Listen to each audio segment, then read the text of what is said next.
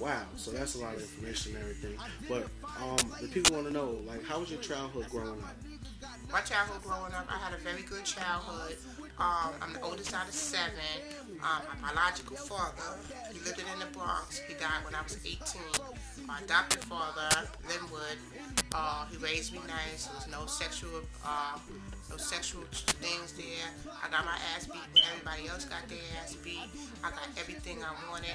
My mother made sure we had everything for Easter, Christmas, everything. She did days work to make sure we did it. My dad put her through school. Me and my siblings, we are very close. I got 6 sisters, 1 brother from my mother, and I got 5 sisters and 2 brothers from my dad. We are even close now that I got to meet them. Um, Basically, our whole family is close. It's a close tie. I'm the only one. I'm the only last one to get clean. Um, and my parents was there for me no matter which way it go. I never had to be homeless on their part. I choose to be homeless. I started drinking and drugging at the age of 13. My first runaway was 13. I got with the wrong crowd. I choose the people that I want to hang out with in the projects. We lived in a house, and the projects was my drilling. So from that point on, as I could say, my childhood was excellent. I just chose the lifestyle that I chose. Okay, so seemingly coming from a good background and everything, how did you get introduced to the drugs?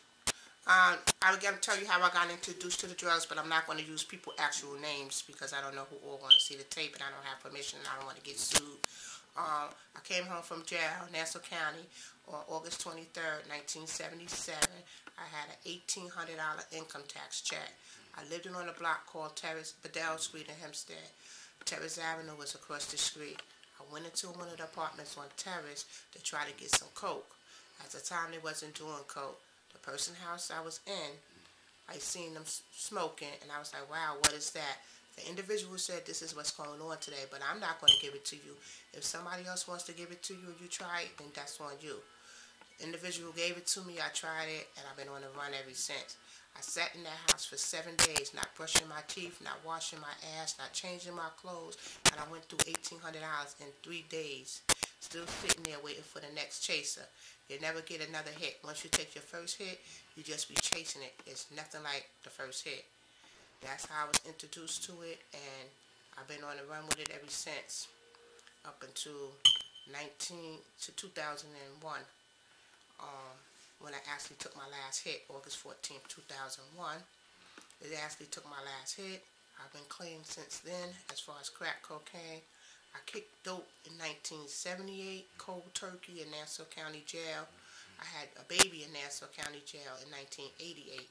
That's what made me kick dope cold turkey. That was an experience.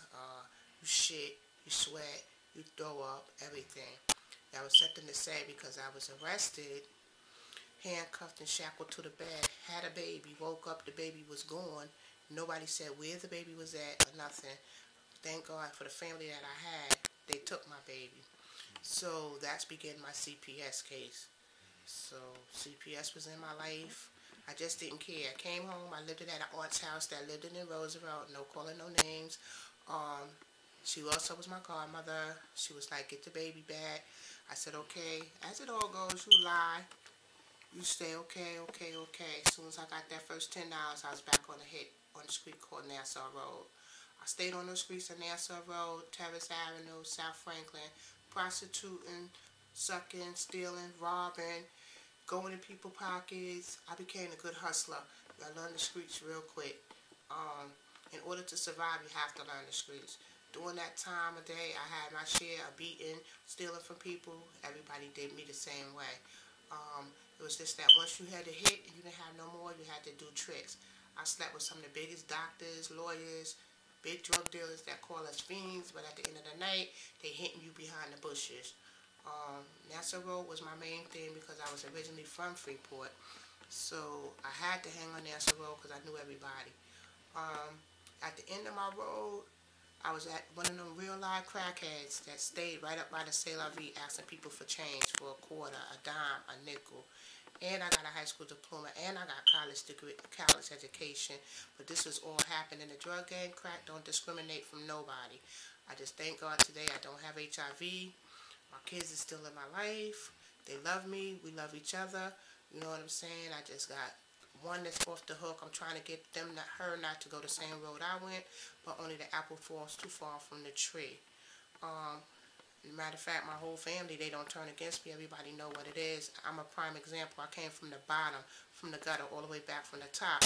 And my dad was a minister, and my mother was a school teacher, and we got everything we want. And I was one of the kids who turned out. So it's not all about the kids who come from a dysfunctional family, because I didn't come from one. And I turned out to be the way I were. And my kids came from a dysfunctional family, and I only had one problem, where I have nieces and nephews who family give it to them on a silver platter, and they're off the chain. But life is what it is. I learned a lot. Being drug-free now. I got married. I'm in the process of getting off of parole. I am on parole till 2011. This is my second time on parole. I'm just trying to take life on life terms. It's hard. I can't get a job nowhere because of my background.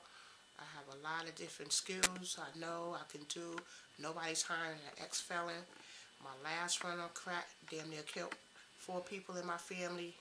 I was so high I had burnt up the house. I had arson in the first degree with 4 counts of murder, attempted murder. They gave me 8 years. I did 6 years, 10 months, and 12 days. That's what turned my whole life around, because there was my whole life up in Bedford Hills Correctional Facility, and I had to sit. When I went there, I was very upset, very ruthless, didn't take no orders. It was very disrespectful. But when I came to terms that I brought myself there and it was me I should be mad at, my bed was a little bit easier. Once again, my mother never turned her back. She was on every visit, packages, money, phone calls, my sisters, my brothers, my aunts, my cousins, and it's just a road that you take.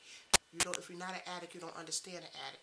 Today, as I'm speaking, I'm still an addict. I'm going to be an addict for the rest of my life, but I am a recovering addict that do not use crack, cocaine, dope, or heroin. I never smoked weed. I always smoked the dust. So I'm going to be that until the rest of the day, but I'm not an active addict. I am a recovering addict. And yet means you're exempt too. So I'm not too far from falling again at the drop of the hat. I don't put myself in predicaments where I would fall, and I don't put myself in predicaments where I think I'm better than. If I see somebody that I know used to get high, my motto is today, I don't give them money, but if they say they're hungry, I take them to the Chinese restaurant. If they say they need a pack of cigarettes, I buy the cigarettes and open them. I wish somebody would have did that for me years ago, and maybe I wouldn't have stayed out there as long as I did. But I have no regrets, because if I didn't do what I did, I wouldn't get where I am today. Correct. I guess for the last and final thing that people want to know, so I understand you're trying to work on a book or do something like that. Yes, I'm working. I'm in the process of writing my book or my life story. I'm not going to give the name right now because I'm not sure what my book going to be named.